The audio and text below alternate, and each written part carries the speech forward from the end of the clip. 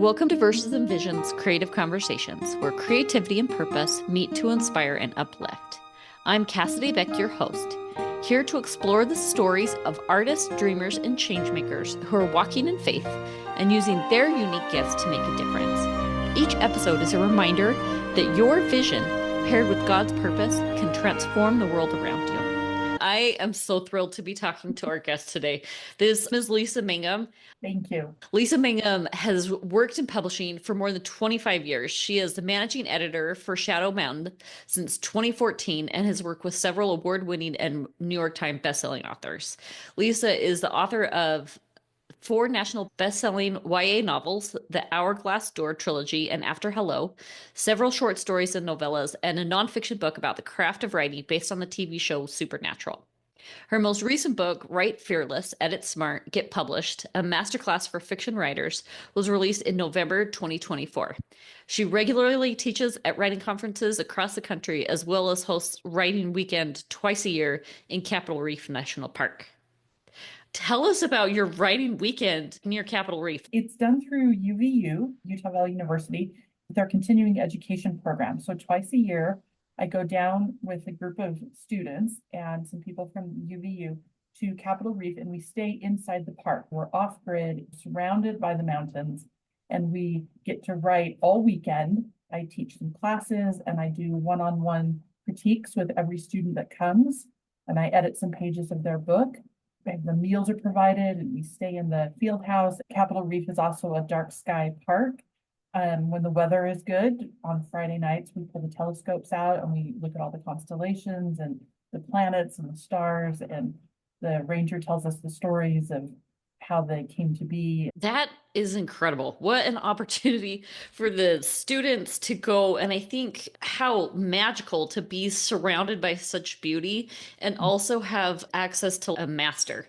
Because it's through continuing education, it means anybody can come. You don't have to be a student. In fact, most of the people that come are not students. Writers are just grown-ups like me, and we just have a party all weekend and talk about books and writing and nature and have snacks. It's great.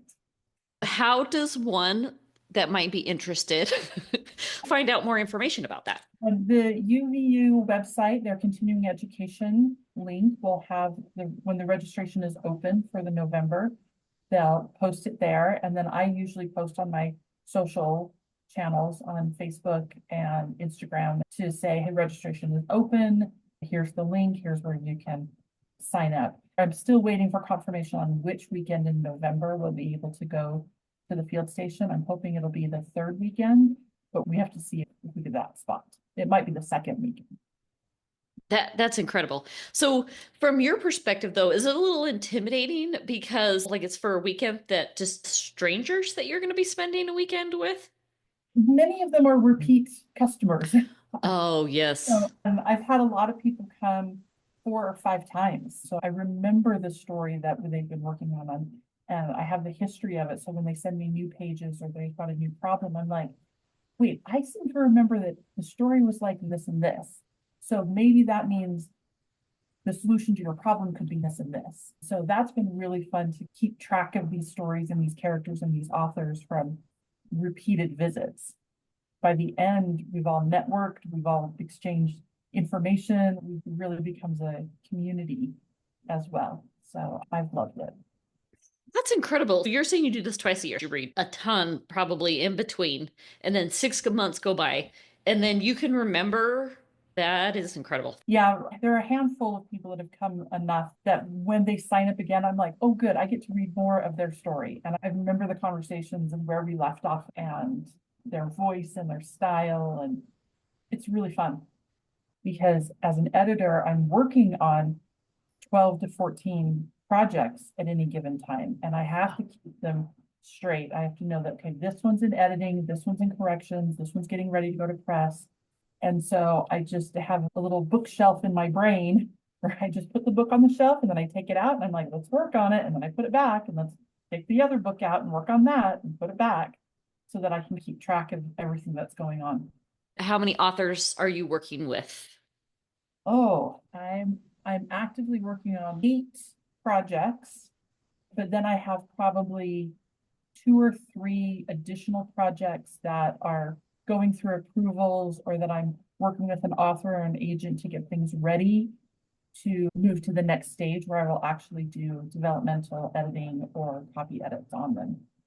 Doesn't include your own work. Also doesn't include the work I do with the acquisitions for the incoming submissions and the slush pile manuscripts in there right now, that I've got some people who help evaluate manuscripts so that I don't have to read all 120 of them. But I still have some in there that I need to read and give feedback to, a couple that I need to email today for a revise and resubmit, and some that I'm going to have to send a rejection letter and say, I'm so sorry, it's not for us. I do acquisitions, I do developmental editing, I do copy editing. And then at night, I have my own things that I try to work on as well, although that's a little slower. My next question for you, can you think of a particular book or an author that helped spark this love of storytelling for you? Oh, yeah, that's easy because it was my mom. I got all of this because my mom, Lorene Gaunt, was an author and an editor as well. She wrote nonfiction. She wrote biographies. She did some cookbooks.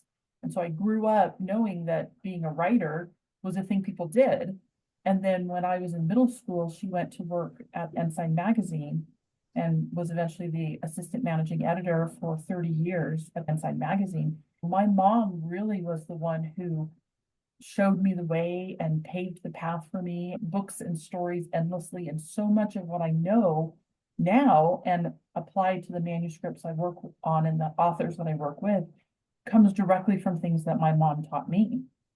And so I feel like I carry a little piece of her with me into all of my projects and all of my books, because she was so instrumental in encouraging me and reminding me that I could do it and answering my questions and welcoming me into this sort of world of stories and storytelling. One of the things I thought was really neat is looking at kind of Shadow Mountain's books that they have and authors that they have. Shadow Mountain represents Brandon Mull, also Sarah Eden, and of course your own books as well, which Yes. are incredible. So how are those authors that you get to work with, like personally? Yes, so I haven't done all of Brandon Mull's books. Emily Watts was his editor for Fablehaven and Dragon Watch, but when she retired, I inherited Brandon. And I've known him for many years. And I worked with him on his last volume of The Candy Shop War, Arcade Catastrophe. And then I also edited Tales of Newell and Doran, which is a Fablehaven adventure starring the Satyrs. Brandon is amazing. He's such a creative soul, and he's such a good storyteller, and he loves his readers so much, and I've loved getting to work with him on his new projects. And then I've worked with Sarah Eden quite a bit as well for her proper romances. She also had published with Covenant for many years, so Sam Milburn had also been her editor, and we would tag team whenever Sarah had projects. So I did her Victorian proper romance series, The Dread Penny Society, Lady and the Highwayman, Merchant and the Thief, Gentleman and the Thief, Merchant and the Road, Bachelor and the Bride, Queen and the Knave. And that series actually came about from an idea that I pitched to her as something that I think an idea that I had that I thought, I bet Sarah would really do a good job with this. And then it turned into 5 books in a companion volume, and it did turn out to be a really good project. So I love Sarah as well. She has such great voice and great characters, and I love working with her on her romances as well. I don't think I've ever heard of the editor like pitching the author the idea, but I think that's so incredible that you're like, this is the thing and this is the home where it belongs. Had a couple times with a couple projects or a couple romance ideas where I'm like, I think if it was a book like this, and if it was a story like this, and I would draft it up an back cover copy of what I would want the book to be. And then I'm like, I know the author who could run with this. And so I've pitched it. And sometimes the authors, that's cool, not for me. And sometimes they're like, ooh, I like that idea. And they turned it into something that's still their own, but it came from a spark of an idea that I had. I love working with the authors that closely, getting to know them, understanding what their strengths are in their writing, what kind of stories they like to tell, so that I can match them up with something really cool that maybe they hadn't thought of or encountered. I also know you get to work with Heather Moore. Heather is an incredible author as well. Heather is amazing. And I haven't actually edited much of Heather. Sam Milburn has been editing some of her historical fiction of late, but I know Heather personally and professionally, and she is just a standout star in terms of the kinds of books she writes, the number of books she writes, her ability to and willingness to teach people and share her knowledge and guide them she really is an astounding person. Lady Flyer was awarded the Utah Best of State for this last year for fiction. And my book, Write Fearless, Edit Smart, Get Published, was awarded Utah's Best of State for nonfiction. So the two of us cornered the market on Best of State writing this year. That's awesome. Congratulations. So once a book is accepted by Shadow Mountain, can you tell us what's that process like from acquisition to publication date? It takes about a year or so from when we accept a manuscript to when we want to have it on sale and for the release date, which is why I've got so many projects at various stages along the path.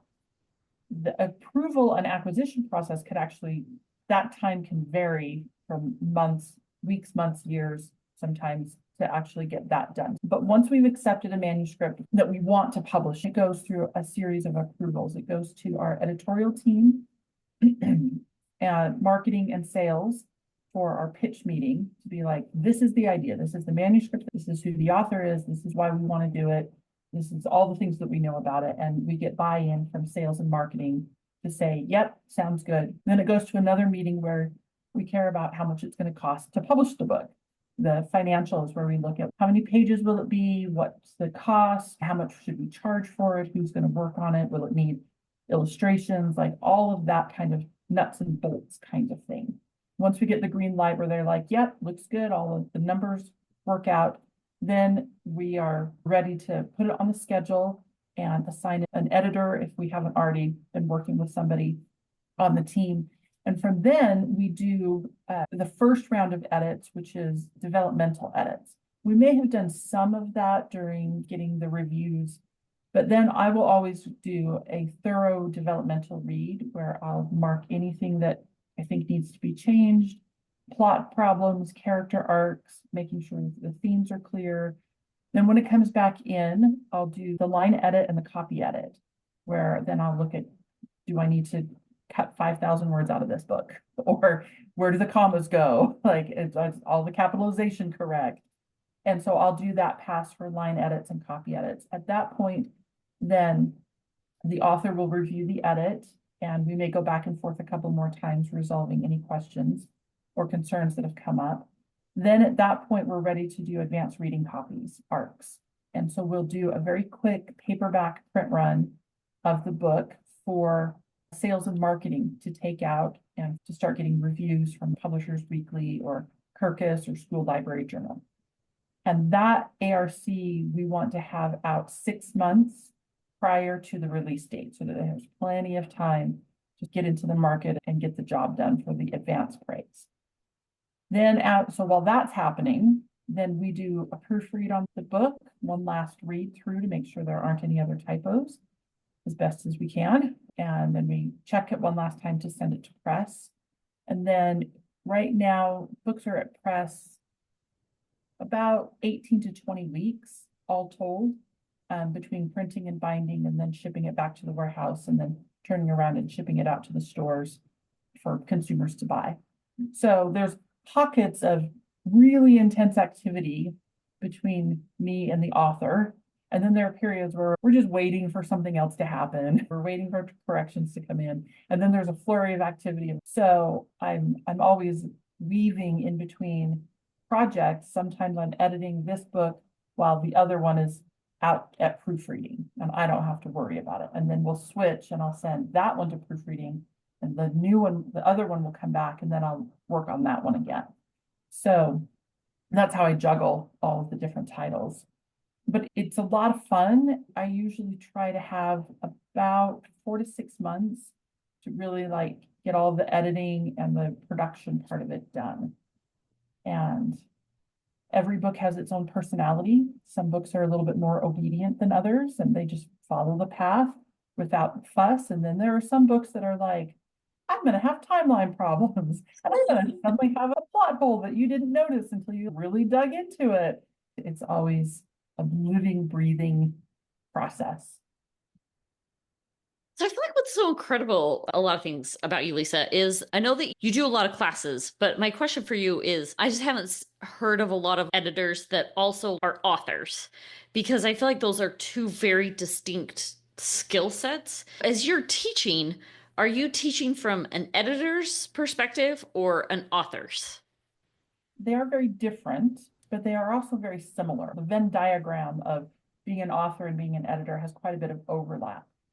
Many of the things that I teach at writing conferences or that I put in my book apply to both an author who wants to improve their skills, and it also could be helpful to an editor who wants to be better at editing fiction, are better equipped to help an author say, ooh, I think you missed something right here, or ooh, I think we could push, I'm going to push you in this spot. I think you could tighten this up. I think you could do better here. I think your ending could be stronger. Here are some things to think about. And because I have a foot in both camps, it means that I can transfer back and forth pretty easily, whether I'm giving somebody editorial advice like this is a problem, or writing advice saying, here's a tool that you could use to make your revisions easier before you submit your manuscript to an agent or an editor or a publisher. Editing is creative as much as writing is. There's an art to it, there's a feel to it. There are some things that are the rules, like words are spelled a certain way or the way punctuation works. There are some rules that you don't want to break, but there's also a lot of editing that is, how do I get the author's voice to be stronger? There is no actual rule book on how to write with voice or how to edit for voice. It's the thing I learn with every project, and I hope I'm getting better at editing for voice every single time, but it's not something I'm ever going to master because every author's voice is different. Every book is different. That's why I've been in the business as long as I've been here, 25 plus years, because it's new every single day.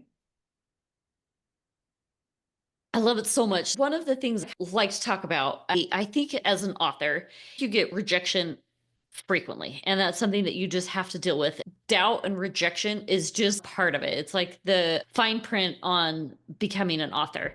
What advice would you give to aspiring authors that have this feeling in their bones that this is something that they want to do, but that are struggling with this doubt and rejection? Oh, I have a whole chapter about that in my book because every author that I have encountered has felt either a sense of imposter syndrome, like somebody's going to come take my pen away because I'm not supposed to be writing books. Like, I don't know what I'm doing. And, or they have dealt with rejection, that somebody somewhere along the line has said, I don't like it. I don't want to publish it. It's not good enough. And because we pour so much of ourselves into the project, rejection feels really personal. When they say, I didn't like your book, what we hear is, I didn't like you. As hard as it is, you have to try to separate those two things out. When you're done being the creative self, being the artist self, and putting the story down, you have to step back and say, okay, now this is a thing I am trying to sell. And I need to find the person who wants to buy it. There's lots and lots of things that as an author, you cannot control about that process. And so you really want to, I try to recommend for people to focus on what they can control, which is strengthening your writing and strengthening your voice, researching the market and looking for trends to say, is this a good time for a book like mine to be out?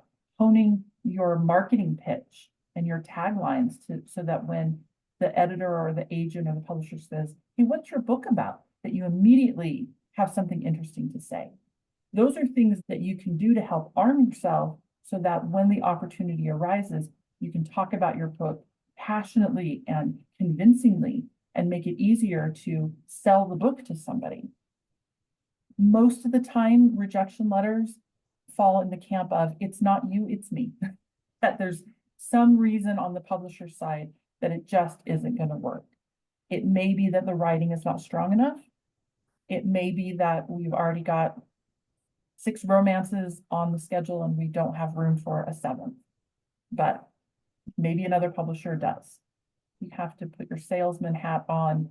And you have to kind of try to say, I did the best I could with the story, with my writing, and I just need to find now somebody who wants to buy it. Yes, articulated so well. And I really like what you were saying is you can't take it personally.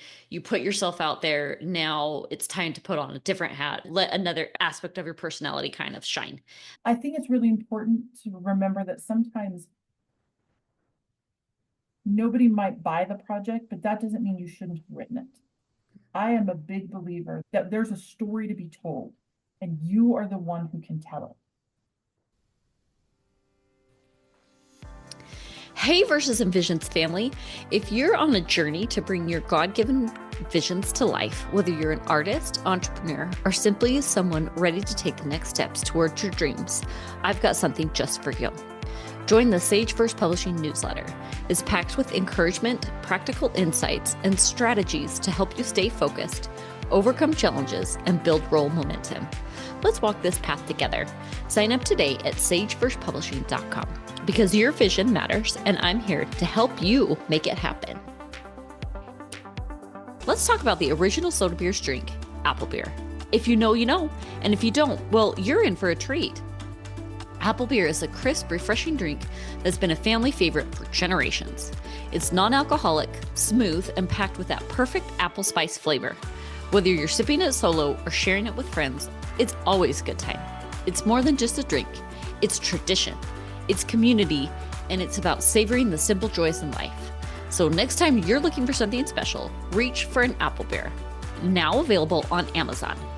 Cheers to good times and great conversations. The writing and creating part of it can be very separate from the actual publication and distribution of it. But that doesn't mean that it's a bad book or that you wasted your time writing it or that it doesn't have value, because those stories deserve to be told. And you as the writer are the only person who can do it. Write the story and then figure everything else out. I love that advice. And I totally add my voice to yours on that, that I think everyone does have lofty dreams that where your book is like winning awards as a dream. But at the same time, like maybe my success is just that it was written and that fulfilled its purpose. And that's enough. Or that I learned from this one so that my second one could be better. And I think like every book isn't going to make it on the New York Times bestselling list. It's a fun dream to have, but success for each book could and should be different. And finding out as a writer what success looks like to you makes it easier to celebrate along the way.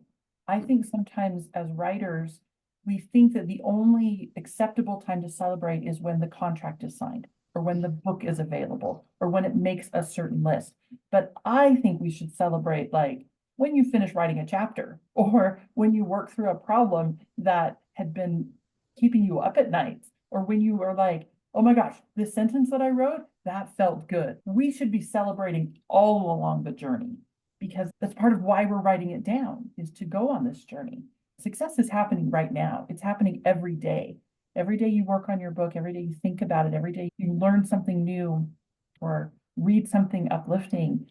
That's all success. And that all deserves to be rewarded and celebrated. Amen. So I'm curious, have you ever worked on a project that you feel like moved you really differently, moved you deeply, or increased your faith?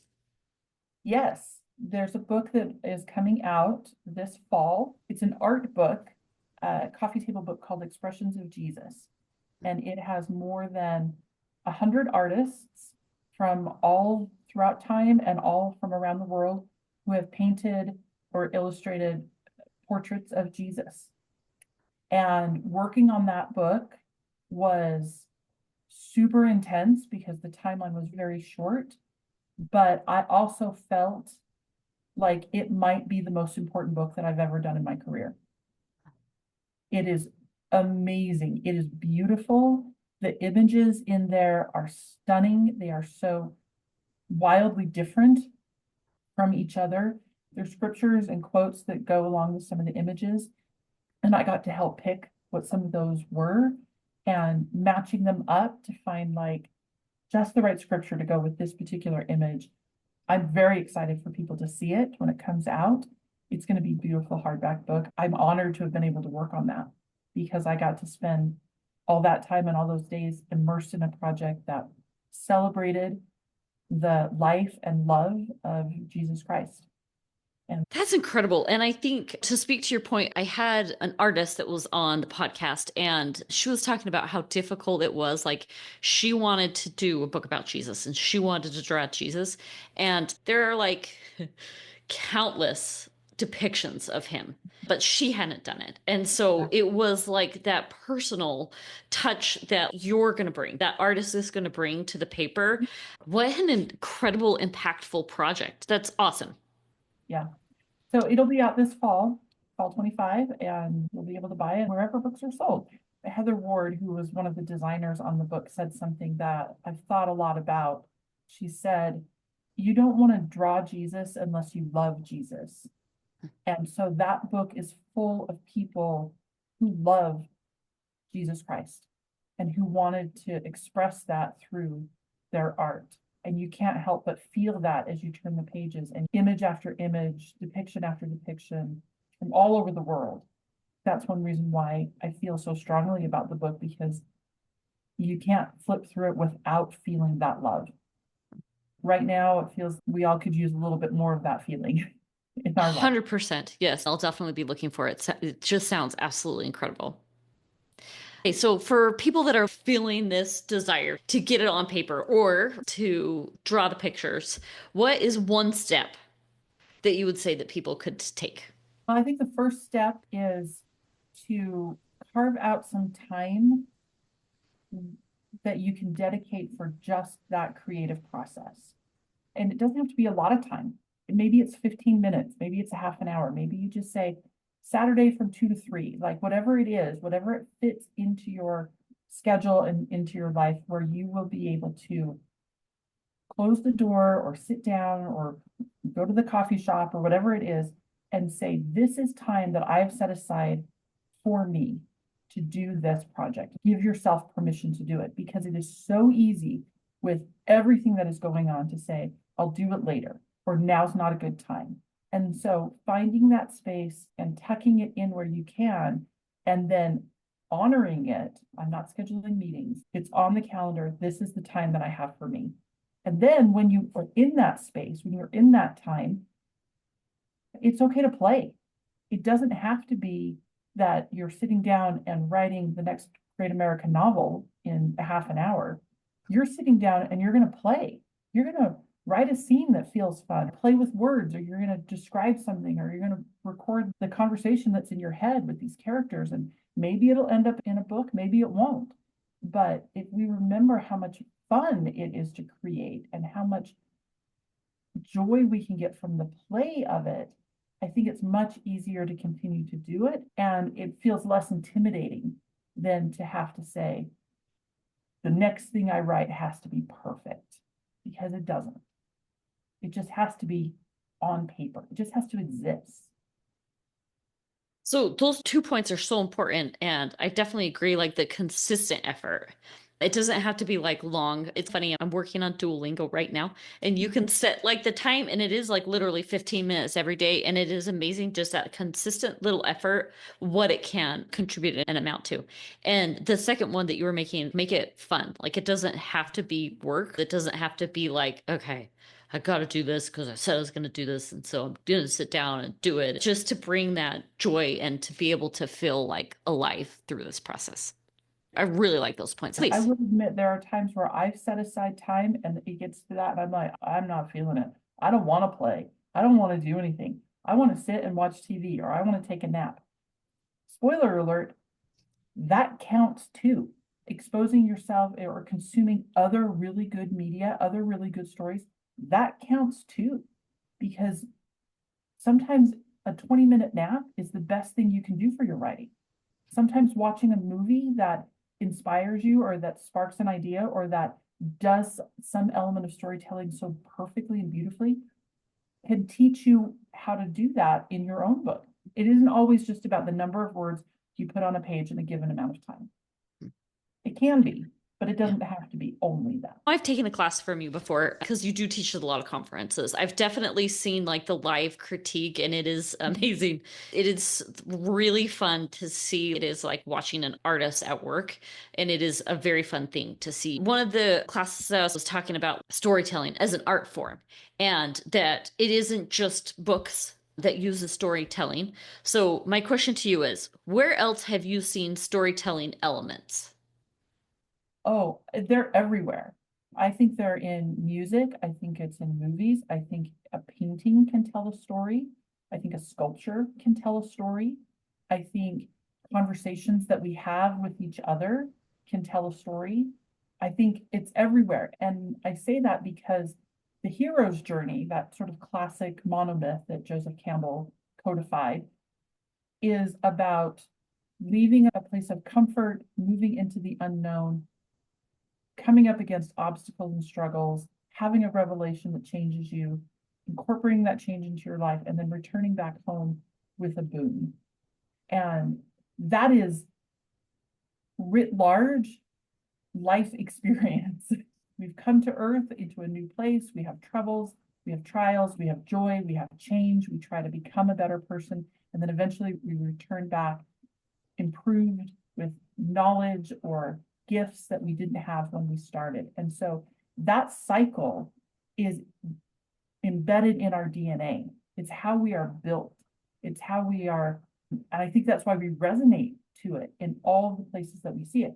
Books are a very easy example because that's a very long, that form of storytelling has been around for so long, but every day is a story. Every person you meet, every encounter you have with them is you're connecting somewhere. And so I think it's everywhere around us. And maybe they're short stories, but maybe they're really long generational stories as well. So one of the things as you're speaking, reminds me of, and it was something that you were talking about, this incredible book that's going to be coming out. The quote that you said that in order to draw Jesus, you have to love Jesus. And I think as members of Church of Jesus Christ of Latter-day Saints, like every month we get an opportunity to tell our story of how Jesus is in our life, and how I appreciate that opportunity to hear those. And I think that is unique in our religion because a lot of times it's like a paid clergyman, and then that's what they've studied, and this is the person, like the expert that you're going to hear from. What I really like about that is that it is like through storytelling, we're talking about how Jesus has showed up in our life and what that looks like. Yeah, and I think that's why it's one of the things that does set the Church of Jesus Christ of Latter-day Saints apart, I think, from others, is the celebration and the space we've made for people to talk about how Jesus shows up in their life, how the story of his life can help us tell the story of our life. And I'm really grateful to work for a company whose mission is to help do that, to help find people and celebrate the voices that are telling stories about light and truth and goodness and joy, to have some of that tangible in their life and to draw inspiration from the examples of the characters, to luxuriate in the language and the beauty of it. It's something that I'm really grateful for that I've been able to do for so long. Could spend a day in any fictional world or any book that you've edited, where would you go? Oh, that is really hard to pick. My favorite TV show is Supernatural, which in my introduction mentioned that I've written some books about how much writing tips learned from the show. And so I might pick that, even though that is a show about two brothers hunting down monsters and ghosts and the things that go bump in the night. But it's also a story about family and redemption and loyalty. And so I might want to hang around those parts of the story. Plus, they drive a really cool car, and that would be fun to sit in the back seat and drive across country in a really cool car. Is there anything that you're like, oh, I really feel like your audience needs to hear? I was thinking about this, and I think that we as writers, we as creative people have been placed where we are for a specific reason, for a specific purpose.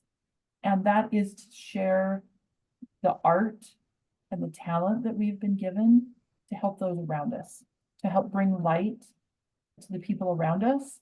And that's why I think whatever shape your art takes, and wherever you are on that journey, whether you're just getting started and trying to figure it out, or whether you've got 5 or 6 books under your belt, like we're all still on this journey and we all still have something that we can learn from each other.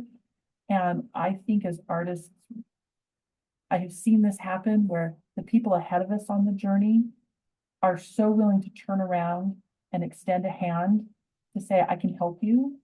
And that just means that we, wherever we are in a position where we get to turn around and help whoever's behind us come along.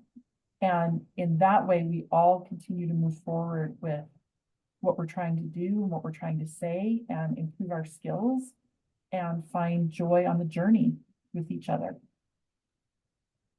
I love that. I hear you saying is it is meant to be joyful and it is meant to be fun. And you're going to take others along on this journey with you, but that we get to find that. And there are some hard things about it, but at the same time, there's also joy. Where can we find you? I am on social media. I'm on Facebook. I'm Lisa Mangum. I'm on Instagram at author Lisa Mangum. And I'm on TikTok at author Lisa Mangum. The easiest place to find me is on either Facebook or Instagram. You can always reach me through the shadowmountain.com website. You just go down to contact us. If anybody needs to get a hold of me that way, you could send a message through the website, and all of those come to me. So I keep track of them.